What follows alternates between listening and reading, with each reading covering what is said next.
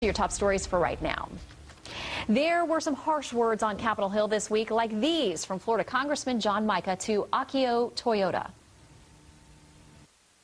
This is indeed a very embarrassing day. I'm embarrassed for you, sir. I'm embarrassed for my dealers that I've talked to. I'm embarrassed for thousands of people. The congressman was fired up about a July 2009 internal document from the company about how it handled the floor mat recall. Congressman Mica joins us now live to talk more about this. Congressman, thank you for joining us. Good to be with you. Thank you. All right. We had another guest reference that internal memo. Can you tell us a little bit more about it?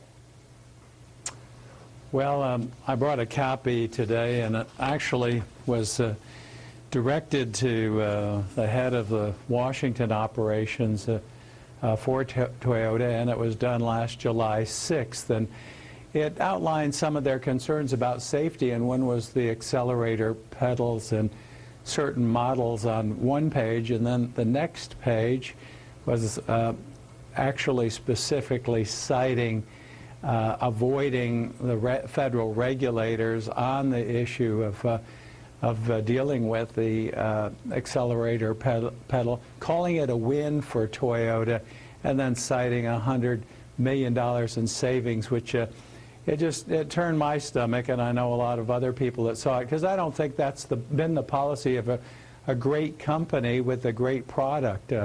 But it was very disappointing indeed. And you were in those hearings this week as Mr. Toyota sat there and testified and apologized again and again. Were those apologies enough for you? Well, I think, you know, they're sincere. The main thing is a great company needs to get back on its feet, restore its reputation. They can do that. At the same time, though, we had embarrassment with federal regulators, federal regulators who left the federal government and then went to work for, in this case, Toyota, and had communications back and forth. We're going to investigate that further and probably put some additional constraints on that revolving door of the regulator jumping ship going to the private sector. So there's a lot of embarrassment to go around. And then finally, the Obama administration, just days before, had cut dramatically the amount of money to go into vehicle safety research, which is the agency and activity in the federal government that actually could give us the evidence or look into the problems with the Toyota accelerator. A lot of it didn't make sense. It was an embarrassing week for Toyota and also for the federal government. And well, you know, we're talking about more than 34 people who have died over the last decade in connection with these Toyota vehicles. What could they have done better to handle the situation? Well, again, our investigation at the committee, this is the Government Reform and Oversight Committee, shows that these problems go back to 2003. We've known about the problem. Federal government has a responsibility to make certain that automobiles are safe. And when reports come from the public of a problem, it's our job to find out why.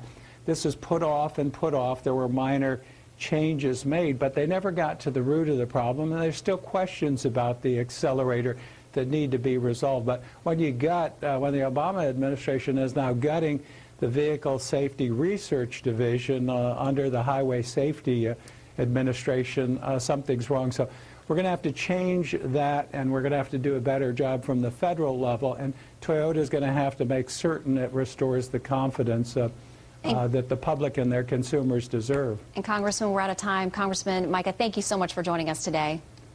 Thank you. Good to be with you. Well, some